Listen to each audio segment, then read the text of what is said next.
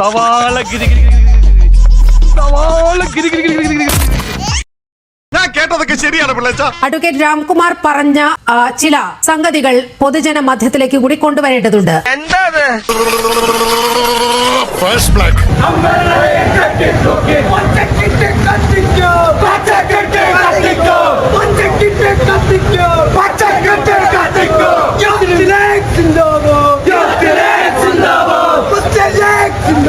Doctor B Jayaraj, അങ്ങേക്ക് ഈ സംഭവം ഓർമ്മയുണ്ടോ?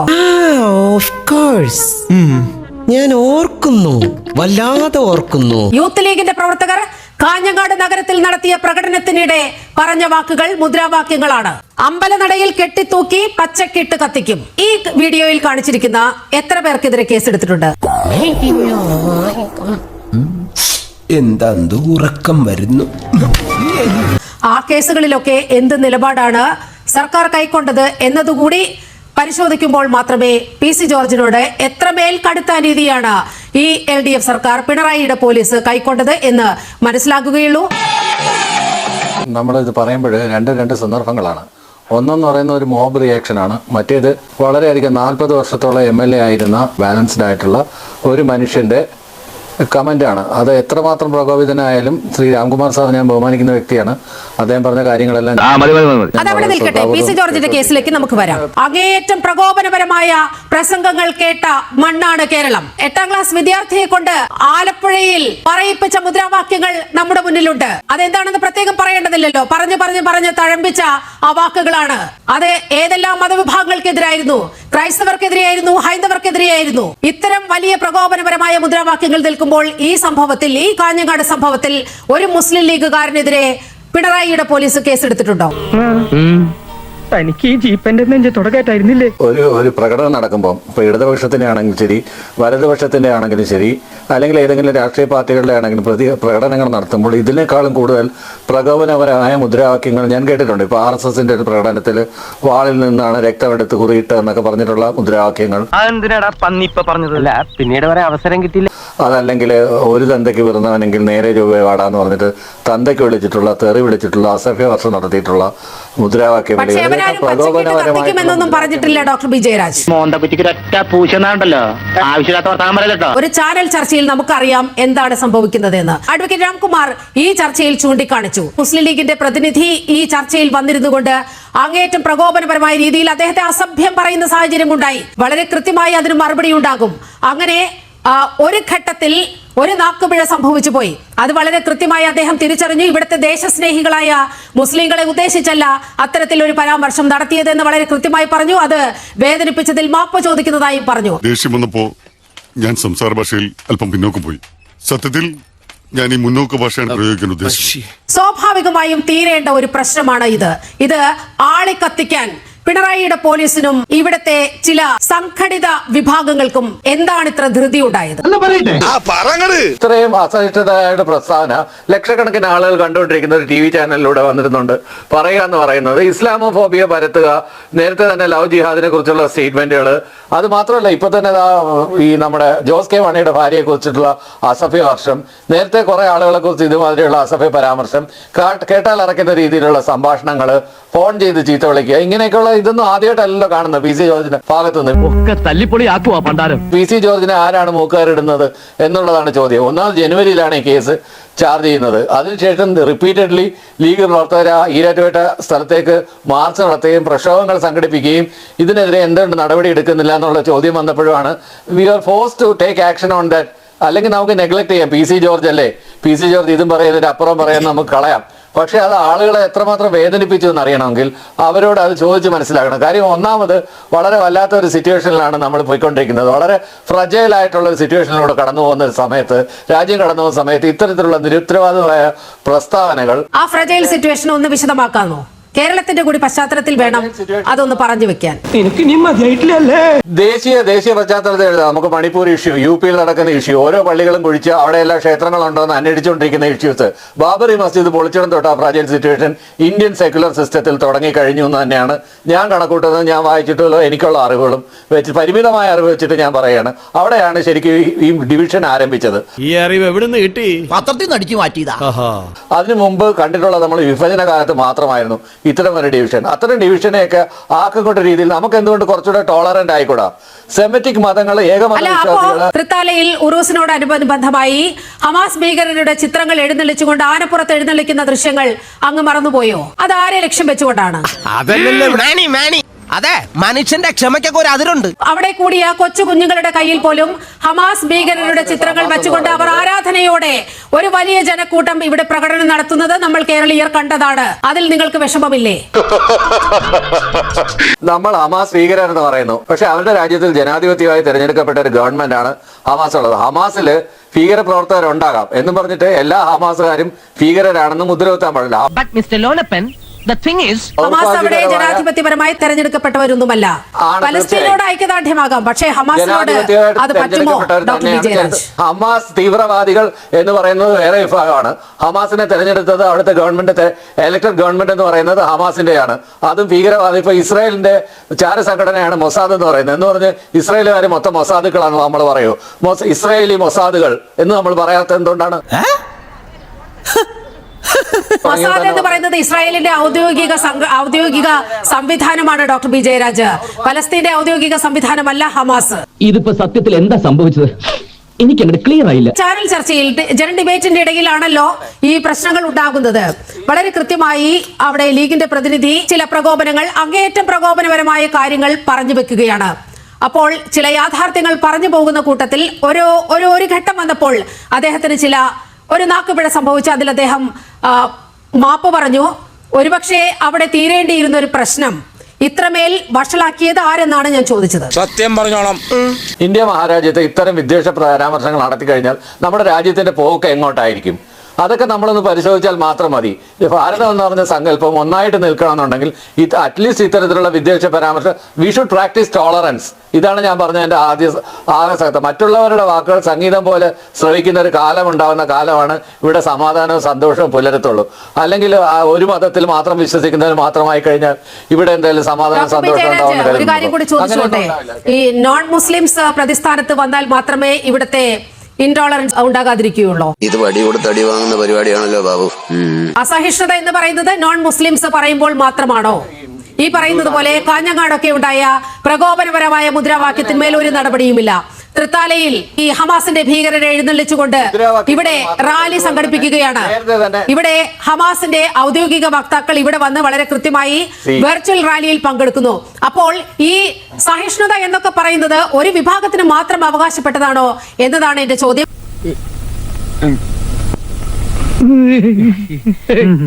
പി സി ജോർജ് പറഞ്ഞ വിഷയവും അദ്ദേഹം അതല്ല ഉദ്ദേശിച്ചത്, വേറെ എന്തോ ആണ് ഉദ്ദേശിച്ചത്. ഞാൻ അതിലേക്കൊന്നും പോകുന്നില്ല. കാരണം എന്താന്ന് പറഞ്ഞു കഴിഞ്ഞാൽ പി സി ജോർജ് എന്താ പറഞ്ഞെന്നുള്ളത് ബോധ്യപ്പെട്ടതിന്റെ അടിസ്ഥാനത്തിൽ ആവണമല്ലോ പി സി ജോർജ് തന്നെ ആ വിഷയം ഉണ്ടായ സമയത്ത് തന്നെ ഒരു ക്ഷമാപണം നടത്തുന്ന ഒരു ഘട്ടം ഉണ്ടായിരുന്നു.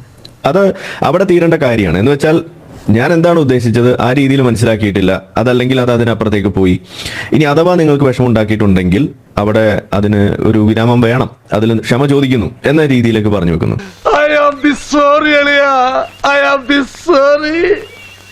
ഞാൻ അങ്ങനെയൊന്നും ചെയ്യാൻ പാടില്ലായിരുന്നു. ഇനി അങ്ങനെയാണെങ്കിൽ പോലും ഇതിന്റെ അടുത്ത ഘട്ടം എന്ന് പറയുന്നത് ഇത് എന്തെങ്കിലും ശരിക്കും ഇതിനകത്ത് പ്രശ്നമുണ്ടോ ഇല്ലേ എന്ന് അന്വേഷിച്ച് മുന്നോട്ട് പോകാനുള്ള സംവിധാനം, നിയമ സംവിധാനം ഇവിടെ ഉണ്ട്. നിയമത്തിന്റെ പോരാട്ടം എന്ന് പറയുമ്പോൾ നമ്മൾ എപ്പോഴും അതിനെ അനുകൂലിക്കുന്ന ആളുകളാണ്. അതായത് റൂൾ ഓഫ് ലോ തന്നെയാണ് നമ്മൾ എപ്പോഴും മുന്നോട്ട് വെക്കുന്നത്. പക്ഷെ ഇവിടെ പലപ്പോഴും നമ്മുടെ പോലീസ് സംവിധാനങ്ങളായാലും ഇവിടുത്തെ നിയമ സംവിധാനങ്ങളായാലും അത് ഒരു ചില ഘട്ടങ്ങളിൽ പൊളിറ്റിസൈസ് ചെയ്യപ്പെടുന്നു എന്നുള്ളൊരു ആരോപണം അത് നമ്മൾ പറയാറുണ്ട്. അത് ഇവിടെയും വ്യക്തമാകുന്നു എന്നാണ് എനിക്ക് തോന്നുന്നത്. കാരണം എന്താണെന്ന് വെച്ചാൽ ഇത് പറയുന്ന സമയത്ത് ഇപ്പോ ആളുകൾ പറയും പിണറായിയുടെ പോലീസ് വേട്ടയാടി എന്നാണ് ഇപ്പൊ ഇവിടെ നമ്മൾ പല ആളുകളും പറയുന്നതായിട്ട് കേൾക്കുന്നത്. ഒരു പോപ്പുലിസം, അതിനനുസരിച്ചിട്ട് നിയമങ്ങൾ പറയുക, അതിനനുസരിച്ചിട്ട് കാര്യങ്ങൾ പറയുക എന്നുള്ള ഒരു രീതിയിലേക്ക് ഇവിടുത്തെ പോലീസും ആ സംവിധാനങ്ങളും നീങ്ങുന്നുണ്ടോ എന്ന് നമുക്ക് ഒരു പുനർവിചിന്തനം നടത്തേണ്ട ഒരു ഘട്ടമാണ് എന്നാണ് ഞാൻ പറയുക. അതുപോലെ തന്നെ നിയമ സംവിധാനങ്ങളും. അതെന്താ ഈ നാട്ടിൽ ക്രമസമാധാനം ഇല്ലാതായോ? ഇവിടെ എന്താ ചോദിക്കാൻ പറയാനോ ആളില്ലേ? പറഞ്ഞതിൽ എന്തെങ്കിലും അവാസ്തവമായ കാര്യമുണ്ടോ? ഇതാണ് നമ്മൾ ഒന്ന് അന്വേഷിക്കേണ്ടത്. ഇപ്പൊ പി സി ജോർജ് പറഞ്ഞതിൽ ഇപ്പൊ ഞാൻ ആവർത്തിച്ച് കേട്ടതിൽ നിന്ന് മനസ്സിലായ ഒരു കാര്യം, മുസ്ലിം ലീഗ് എന്ന് പറയുന്ന പാർട്ടി അവരുണ്ടായതിന്റെ ചരിത്രവും അത് നിങ്ങൾക്ക് അത്രയും കൂറ് പാകിസ്ഥാനോടുണ്ട് എന്നുണ്ടെങ്കിൽ നിങ്ങൾ അങ്ങോട്ട് പോകണം എന്ന് പറയുന്ന രീതിയിലേക്ക് പറഞ്ഞു വെക്കുന്നു. അത് വീണ്ടും കേട്ട് കഴിയുമ്പോൾ അത് മുസ്ലിങ്ങളോട് മൊത്തം പറഞ്ഞു എന്നുള്ള രീതിയിൽ നമുക്ക് വേണമെങ്കിൽ അത് അങ്ങനെയും വേണമെങ്കിൽ അതിനെ കൺസ്ട്രൂ ചെയ്തെടുക്കാവുന്ന ഒരു സ്റ്റേറ്റ്മെന്റുമാണ്. എന്നെ സംശയിക്കരുത്. ഇനി അതിനപ്പുറത്തേക്ക് ഈ ഇന്ത്യ പാകിസ്ഥാൻ കളി നടക്കുന്ന സമയത്ത് അതിൽ ജയിച്ചു കഴിയുമ്പോൾ അതിനകത്ത് പാകിസ്ഥാൻ ജയ് വിളിക്കുന്നു എന്ന് പറയുന്ന ഒരു സംഗതി, ഇതെല്ലാം ഇവിടെ നടക്കുന്ന കാര്യങ്ങളാണല്ലോ. പാകിസ്ഥാന് ജയ് വിളിക്കുന്ന ആളുകൾ ഇവിടെ ഉണ്ട്. അത് അവർ ജയിച്ചു കഴിയുമ്പോൾ ഇവിടെ പടക്കം പൊട്ടിക്കുന്നതിന്റെ പേരിൽ ഇവിടെ പല വിഷയങ്ങളും ഇവിടെ ഉണ്ടായിട്ടുണ്ട്. അങ്ങനെ ജയിക്കുന്നത് ആഘോഷിക്കുന്നതും പടക്കം പൊട്ടിക്കുന്ന ഒരു വലിയ വിഷയമാണോ എന്ന് ചോദിച്ചു കഴിഞ്ഞാൽ വിഷയമല്ല എന്നേ ഞാൻ പറയുള്ളൂ. കാരണം എന്താന്ന് പറഞ്ഞു കഴിഞ്ഞാൽ അവിടെ ഇപ്പോൾ ഫുട്ബോൾ കളി നടക്കുന്ന സമയത്ത് നമ്മൾ ബ്രസീലിനെ സപ്പോർട്ട് ചെയ്യുന്നു, അതല്ലെങ്കിൽ മറ്റു രാജ്യങ്ങളെ സപ്പോർട്ട് ചെയ്യുന്നു, അങ്ങനെ തീരേണ്ട ഒരു വിഷയമാണ്. പക്ഷെ ഇവിടേക്ക് വരുമ്പോൾ ഇവിടെ ഈ സപ്പോർട്ട് കൊടുക്കുന്നതിന്റെ കാരണം അത് കളി എന്നതിനേക്കാൾ ഉപരി, അതിനകത്ത് ഇപ്പൊ അഫ്രീദി കളിച്ചതിന്റെ മേന്മയേക്കാൾ ഉപരി അവിടെ ആ രാജ്യം പ്രതിദാനം ചെയ്യുന്ന മതത്തോടുള്ള ഒരു കൂറായി മാറുമ്പോഴാണ് അതിനകത്തൊരു വർഗീയത വരുന്നത്. അതുകൊണ്ടാണ് നമ്മൾ അതിനകത്ത് പാടില്ല, അതൊരു പ്രശ്നമായിട്ട്, അതല്ലെങ്കിൽ മറ്റൊരു വലിയ വിഷയത്തിന്റെ ഒരു സിഗ്നലായിട്ട് നമുക്ക് അതിനെ കാണേണ്ടി വരുന്നത്. അത് ശരിയാ. ഒരു അമുസ്ലിം ആയിട്ടുള്ള ഒരു വ്യക്തി ഇപ്പോ പാകിസ്ഥാന് വേണ്ടി ജയ് വിളിച്ചത് ഇത്രയും പ്രശ്നം ഉണ്ടാവില്ല. കാരണം എന്തായിരിക്കും? കാരണം അവനെ സംബന്ധിച്ചിടത്തോളം മതത്തിന്റെ ബേസിസിലല്ല. നമ്മൾ ഇന്ത്യയും പാകിസ്ഥാനും കൂടി കളി നടക്കുന്ന സമയത്ത് നമ്മൾ അന്ന് നിന്നത് ഇന്ത്യയുടെ കൂടെയാണ്. കാരണം എന്താണ്? അവിടെ നമ്മളുടെ മനസ്സിൽ മതം എന്നുള്ളതിനേക്കാൾ ഉപരി ദേശം, നമ്മളുടെ നാട് എന്നുള്ളൊരു ചിന്ത, നമ്മളുടെ നാട് എന്നുള്ളൊരു ചിന്ത വെക്കുന്നത് അത്ര വലിയൊരു മോശം കാര്യമാണെന്നൊന്നും ഒരിക്കലും ഞാൻ പറയില്ല. അത് അങ്ങനെ ചിന്തിക്കുന്നുണ്ടെങ്കിൽ അത് രണ്ടാമതൊന്നും ചിന്തിക്കണമെന്ന് തന്നെയാണ് ഞാൻ പറയുക. കാരണം നമ്മുടെ ചുറ്റുമതിലുള്ള സ്ഥലത്തിനകത്തും മുതൽ അവിടുന്ന് അങ്ങോട്ട് ജില്ലയോടും സംസ്ഥാനത്തോടും രാജ്യത്തോടും ഒരു സ്നേഹം ഉണ്ടെങ്കിൽ മാത്രമാണ് നമ്മൾ നിൽക്കുന്ന സ്ഥലം നമുക്ക് മികച്ചതാക്കാനുള്ള പ്രവൃത്തിയിൽ നമുക്ക് ഏർപ്പെടാൻ പറ്റുള്ളൂ. അതുകൊണ്ട് ആ ഒരു പഞ്ചായത്ത് സ്നേഹം നമുക്ക് വേണം. അത് ദേശസ്നേഹം എന്ന് വിളിക്കുമ്പോഴാണല്ലോ നിങ്ങൾക്ക് വല്ലാതെ ബുദ്ധിമുട്ടാവുക. അപ്പൊ നിങ്ങൾക്ക് അത് വേണമെന്ന് തന്നെയാണ് ഞാൻ പറയാം. അപ്പൊ ആ ഒരു സാധനത്തിന് പകരം അത് ഒരു മതസ്നേഹമായിട്ട് മാറുമ്പോഴാണ് ഈ വിഷയം വരുന്നത്. ഇതൊരു യാഥാർത്ഥ്യമല്ലേ? ആണല്ലോ. അങ്ങനെ ഒരു പ്രശ്നം ഇവിടെ ഉണ്ടല്ലോ. ഇതല്ലേ PC ജോർജ് പറയുന്നത്? ആണ്. അപ്പൊ അത് പറയുമ്പോൾ അത് അവിടെ ഒരു വിഷയം ഉണ്ടോ? ഉണ്ട്. ഒരു സംഘർഷാവസ്ഥ ഇവിടെ ആവശ്യമാണ്. ഭിന്നിപ്പിച്ച് കാര്യം നേടുന്ന വെള്ളക്കാരന്റെ തന്ത്രം. ഈ വിഷയം ഇതുപോലെ ഒരു കൈവിട്ടു പോകുന്ന അവസ്ഥയിലേക്ക് കൊണ്ടെത്തിക്കുന്നതിൽ BJPക്ക് പങ്കുണ്ട്, ഇവിടുത്തെ നിയമ സംവിധാനങ്ങൾക്ക് പങ്കുണ്ട്, പോലീസിന് സംവിധാനത്തിന് പങ്കുണ്ട്. അതുപോലെ ഇതെല്ലാം ഏത് വിഷയം കിട്ടിക്കഴിഞ്ഞാലും ഇതിനകത്ത് ഒരു പൊളിറ്റിക്സ് കുത്തിത്തിരികൊണ്ട് ഇതിനെ പൊളിറ്റിസൈസ് ചെയ്യുന്നതിൽ പങ്കുള്ള ആളുകൾക്കും ഇതിനകത്ത് പങ്കുണ്ട്. ഇതിനെല്ലാം ഒരു സൊല്യൂഷൻ എന്തെന്ന് ചോദിച്ചു കഴിഞ്ഞാൽ ഒരു സ്ക്രീനിങ് ഇതിനകത്ത് വെക്കുക എന്നുള്ളതാണ്. അത് ആർക്കും ബാധകമാണ്.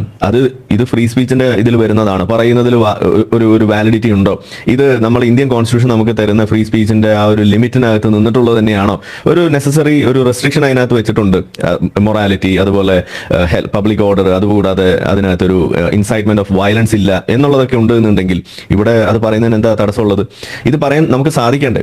ഒന്ന് ആലോചിക്കണേല് ഇവൻ പറയണേലും ഒരു കാര്യമില്ലാതില്ല. അപ്പൊ നമ്മൾ പറയുന്നത് ഫ്രീ സ്പീച്ചും സെക്യുലറിസവും നമ്മൾ പറയുന്ന സമയത്ത് അത് ചില മതങ്ങളുടെ വിഷയങ്ങൾ വരുമ്പോൾ മാത്രം അവിടെ ഒരു ഇംബാലൻസ് നമുക്ക് അവിടെ കാണാൻ കഴിയുന്നത്. അതൊരു തെറ്റായ പ്രവണതയാണെന്ന് നമുക്ക് പറയാതിരിക്കാൻ നിവൃത്തിയില്ല എന്നുള്ളതാണ്. അവിടെയാണ് ഇത്തരത്തിലുള്ള വിഷയങ്ങൾ വരുന്ന സമയത്ത് അത് ഒരു മതത്തിന് അവരുടെ വർഗീയതയായാലും അവരുടെ രീതികളായാലും അതൊരു ഭൂരിപക്ഷ സമുദായത്തിന്റെ മേലേക്ക് അടിച്ചേൽപ്പിച്ചുകൊണ്ട് അവരുടെ സംഗതികളെ എതിർക്കുക എന്ന് പറയുന്നത് വളരെ കൂളായിട്ട് ചെയ്യാൻ പറ്റുന്ന വിഷയമായിട്ട് മാറും. ആശാനെ കാര്യം പറയുമ്പോൾ കോണാമ്പൊക്കെ കാണിച്ചിട്ട് കാര്യമില്ല. ഇപ്പൊ കഴിഞ്ഞ ദിവസം നമ്മൾ കണ്ടു വഖഫ് നിയമത്തിനെതിരെ നടത്തിയ ഒരു പ്രക്ഷോഭം SDP-യുടെയാണ്. അതിനകത്ത് അവർ പച്ചയ്ക്ക് പറയാണ്, നിങ്ങളിത് ഇങ്ങനെയൊക്കെ പോവാണെന്നുണ്ടെങ്കിൽ നമ്മുടെ സഹോദരിമാരൊക്കെ ഇവിടെ ഉണ്ട്, 1921 ആവർത്തിക്കുമെന്നുള്ള ഒരു ധ്വനിയാണ് അവിടെ പറഞ്ഞു വെക്കുക. ഹിന്ദുക്കളെ കൊന്നുതള്ളും എന്നാണോ അതിന്റെ അർത്ഥം?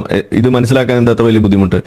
അതുകൂടാതെ ഇപ്പൊ പൗരത്വ ഭേദഗതി ബില്ലിന്റെ പ്രക്ഷോഭം നടക്കുന്ന സമയത്ത് ഇതേ മുസ്ലിം സംഘടനകൾ തന്നെയല്ലേ പറഞ്ഞത് 1921 യുദ്ധം കഴിഞ്ഞിട്ട് ആ കത്തി അറബിക്കടലിൽ എറിഞ്ഞിട്ടില്ല എന്നാണ് അവരന്ന് പറഞ്ഞത്. എന്നുവെച്ചാൽ ആ ലഹളയും അത്തരത്തിലുള്ള സംഗതികളൊക്കെ ഇനിയും ഉണ്ടാക്കാം. ഇതൊക്കെ പബ്ലിക് ഒരു ഫ്രീ സ്പീച്ചിന്റെ അടിസ്ഥാനത്തിൽ നമ്മൾ അതിന്റെ നെസസറി റെസ്ട്രിക്ഷൻ എടുത്ത് നോക്കുകയാണെങ്കിൽ അത് കോൾ ഫോർ വയലൻസ് അല്ലേ? അതൊന്നും ഇവിടെ ആർക്കും അന്വേഷിക്കണ്ടല്ലോ. ഇവിടെ ആരെങ്കിലും നമ്മുടെ പോലീസ് ആക്ട് ചെയ്തോ? നമ്മൾ ഇവിടുത്തെ BJP പോലും ഈ സാധനത്തെ പൊളിറ്റിസൈസ് ചെയ്യാനെങ്കിലും മുന്നോട്ട് വന്നോ? ഇല്ല. ഇത് ഒരു വലിയ പ്രശ്നമായിട്ട് നാഷണൽ സെക്യൂരിറ്റിനെ അറിയിച്ച അതിനുവേണ്ട നടപടി ഇവിടെ എടുക്കുന്നുണ്ടോ? ഇല്ല.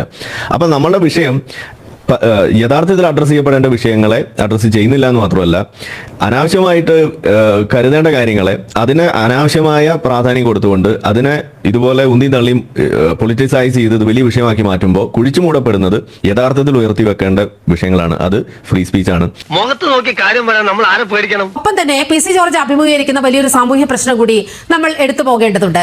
73 വർഷമായി അദ്ദേഹം ജീവിച്ച ആ മണ്ണിൽ അദ്ദേഹത്തിന് പല വിലക്കുകളുമുണ്ട്. ഇന്ന് അദ്ദേഹത്തിന് മുസ്ലിം മതവിഭാഗത്തിൽപ്പെട്ട ആളുകളുടെ വിവാഹങ്ങൾക്ക് പങ്കെടുക്കാൻ കഴിയുന്നില്ല. മരണമുണ്ടായാൽ ആ മരണ വീടുകളിലേക്ക് ചെല്ലാൻ കഴിയുന്നില്ല. ഒരു തരത്തിൽ ഒരു വിലക്ക് ഏർപ്പെടുത്തിയിരിക്കുകയാണ് PC ജോർജിനെ എന്നുള്ള വാർത്തകളൊക്കെ നമ്മൾ കുറേയധികം കണ്ടതാണ്. അതിൽ വലിയ യാഥാർത്ഥ്യവുമുണ്ട് എന്നാണ് കരുതുന്നത്. അപ്പോൾ അത്തരമൊരു സാഹചര്യത്തിൽ ജീവിക്കുന്ന ഒരാൾ സ്വാഭാവികമായും അദ്ദേഹം നേരിടുന്ന പ്രശ്നങ്ങൾ ഇന്നതാണ് എന്ന് തുറന്നു പറയില്ലേ? ആ തുറന്നു പറച്ചിലിനെ മറ്റൊരു രീതിയിൽ ചിത്രീകരിക്കുന്നത് എന്തിനാണ്? അതൊന്നും എനിക്കറിയാൻ മേല. ഇങ്ങനെ എന്തെങ്കിലുമൊക്കെ പറയുമ്പോഴേ എന്റെ മനസ്സിനൊരു സന്തോഷം ഉണ്ടാവുള്ളൂ. ഞാൻ എന്റെ സന്തോഷം നോക്കിയാൽ പോരെ. ഫ്രീ സ്പീച്ച് എന്ന് പറയുന്ന സംഗതി അല്ലെങ്കിൽ ബ്ലാസ്ഫമി ലോ എന്ന് പറയുന്ന വിഷയം, ഇതെല്ലാം നമ്മളുടെ രാജ്യത്തെ കോൺസ്റ്റിറ്റ്യൂഷന്റെ ഒക്കെ അടിസ്ഥാനത്തിൽ തന്നെ അതിന്റെ ഭാഗങ്ങൾ ഉപയോഗിച്ചുകൊണ്ട് അത് ചില കൂട്ടം ആളുകൾക്ക് അവർക്ക് അനുകൂലമാക്കി തീർക്കുന്നു. അവരെക്കുറിച്ചുള്ള ക്രിറ്റിസിസം അത് സ്റ്റോപ്പ് ചെയ്യാനും എന്നാൽ അവർക്ക് എന്തിനേയും വിമർശിക്കാനുള്ള ഒരു അവസരമാക്കി അത് ദുരുപയോഗം ചെയ്യുന്ന ഒരു അവസ്ഥ അത് ലോകത്തെമ്പാടുണ്ട്. അതിനെ അവർ കൂട്ടുപിടിക്കുന്നത് എന്താണ്, കമ്മ്യൂണൽ ഹാർമണി അത് തകരും ഇല്ലെങ്കിൽ എന്നാണ് പറയാ. ഈ കമ്മ്യൂണൽ ഹാർമണി തകർക്കുന്ന ആളുകൾ ആര് എന്നുള്ളതാണ് ഇവിടുത്തെ വിഷയം. ഇപ്പൊ നമ്മൾ ഫേസ് ചെയ്യുന്ന വിഷയം അതിൽ PC ജോർജിനെ സംബന്ധിച്ചിടത്തോളം കോടതിയിൽ അത് ഫൈറ്റ് ചെയ്യാം, എന്നിട്ട് ഇതിനകത്ത് നമ്മളുടെ കോൺസ്റ്റിറ്റ്യൂഷൻ ഉയർത്തി വെക്കുന്ന തരത്തിലുള്ള ആ ഫ്രീ സ്പീച്ച് എന്ന് പറയുന്ന വിഷയവും അതുപോലെ തന്നെ ബ്ലാസ്ഫമി സംബന്ധിച്ചിട്ടുള്ള നമ്മുടെ രാജ്യത്ത് നിലനിൽക്കുന്ന നിയമങ്ങളും ഇത് തമ്മിൽ ഒരു കൃത്യമായ ഒരു മാർഗരേഖ ഭാവിയിലേക്കെങ്കിലും ഉണ്ടാക്കാൻ ഇത് ഉതകുന്ന രീതിയിലേക്ക് മാറട്ടെ എന്ന് തന്നെയാണ് ഞാൻ പറയുക. ഇത് നമ്മളെല്ലാം ഫേസ് ചെയ്യുന്ന വിഷയം കൂടിയാണത്. കാരണം ഒരു കാര്യം പറഞ്ഞു എന്നതിന്റെ പേരിൽ ഖുറാനിൽ എഴുതി വെച്ചൊരു കാര്യം പറഞ്ഞാൽ അല്ലെങ്കിൽ ഹദീസിലുള്ള ഒരു കാര്യം പറഞ്ഞാൽ അല്ലെങ്കിൽ മുസ്ലിങ്ങളായിട്ടുള്ള ആളുകൾ തീവ്രവാദത്തിലേക്ക് പോകുന്നു എന്ന് പറഞ്ഞാൽ അത് ഉടനെ അത് ഹെയ്റ്റ് സ്പീച്ച് ആക്കി മാറ്റി ചിത്രീകരിച്ചുകൊണ്ട് അതിനെ മിണ്ടരുത് എന്ന് പറയുന്ന അവസ്ഥയിലേക്ക് കൊണ്ടുവരുന്ന ഒരു സാധ്യത, അതിനുള്ളൊരു സാഹചര്യം ഇവിടെ ഉണ്ട്. അത് അവസാനിച്ചേ പറ്റുള്ളൂ. അതെ, അതാ അതിന്റെ ശരി. അപ്പൊ അതുകൊണ്ട് ഞാൻ പറയുന്നു, ഈ ഫ്രീ സ്പീച്ച് ആൻഡ് ബ്ലാസ്ഫമി എന്ന് പറയുന്ന സംഗതിയെ സംബന്ധിച്ച് ഒരു ക്ലാരിറ്റി ഇന്ത്യയിൽ വരേണ്ടതുണ്ട്. അത് ഇസ്ലാമിനെ ക്രിട്ടിസൈസ് ചെയ്താൽ അത് ഉടനെ അത് ബ്ലാസ്ഫമി ആക്കി മാറ്റുന്ന രീതിയും അതുപോലെ തന്നെ അത് നമ്മുടെ സെക്യുലർ പ്രിൻസിപ്പിൾസിനെ അണ്ടർമൈൻ ചെയ്യുന്ന രീതിയും ഉണ്ട് നിലവിൽ. അത് മറികടന്നേ പറ്റുള്ളൂ. ഇനി ഒരു സെലക്ടീവ് എൻഫോഴ്സ്മെന്റ് ഇവിടെ ഉണ്ട് ഈ ഹെയ്റ്റ് സ്പീച്ച് ലോസ് അത് സംബന്ധിച്ചിട്ട്. അതും ഇവിടെ മാറ്റി വെച്ചേ പറ്റുള്ളൂ. ഈ നാട് നന്നാവില്ല, ഒരു കാലത്ത് നന്നാവില്ല. ഏറ്റവും മിനിമം ഇപ്പൊ കേരളത്തിലിരുന്ന് നമ്മൾ പറയുമ്പോൾ ഓണം ആഘോഷിക്കരുത് എന്ന് ഇവിടെ ഒരു രീതിയിൽ കാര്യം പറയുന്നു.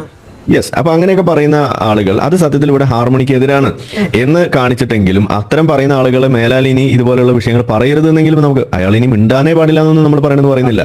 ഇത്തരം വിഷയങ്ങൾ പറയരുത് എന്ന് പറയേണ്ട ഒരു ബാധ്യത ഇവിടെ ഇല്ലേ? അത് നമ്മൾ കാണാതെ പോകുന്നു. അപ്പൊ മുതലാളിക്ക് ഇത്ര നേരമായിട്ട് മനസ്സിലായില്ലേ ഇവൻ പൊട്ടനാണ് മുതലാളി. PC ജോർജിന്റെയും അതുപോലെ തന്നെ നൂപുർ ശർമ്മയുടെയും വിഷയത്തിൽ നമ്മൾ കാണുന്ന മറ്റൊരു കാര്യം എന്ന് പറയുന്നത് അവർ പറയുന്നതിൽ വസ്തുതയുണ്ടോ ഇല്ലയോ എന്ന് അന്വേഷിക്കുന്നതിന് പകരം അവർ BJP-ക്കാരായി അല്ലെങ്കിൽ BJP-യുടെ തൂണിൽ പണ്ടെന്നോ ചാരി നിന്നിട്ട് എന്നതുകൊണ്ട് അവർ പറയുന്നതെല്ലാം തെറ്റ് എന്ന് പറഞ്ഞുകൊണ്ട് അതിലേക്ക് കാര്യങ്ങൾ കൊണ്ടുവെക്കുമ്പോൾ അത് കൂടുതൽ ഈ ഇരട്ടത്താപ്പ് വിളിച്ചത് വരാനും അത് വലതുപക്ഷത്തിന്റെ ശക്തിപ്പെടലിന് തന്നെയാണ് വഴിവെക്കുക. ഇന്നിപ്പോ ജർമ്മനിയും അതുപോലെ മറ്റു പല രാജ്യങ്ങളും ഫേസ് ചെയ്യുന്ന വിഷയമാണത്. ഇരട്ടത്താപ്പാണ് സത്യത്തിൽ വലതുപക്ഷത്തിന്റെ വളം എന്ന് പറയുന്നത്. ഞാൻ വരട്ടെ ഇങ്ങോട്ട്, അല്ല ഞാൻ പോട്ടെ.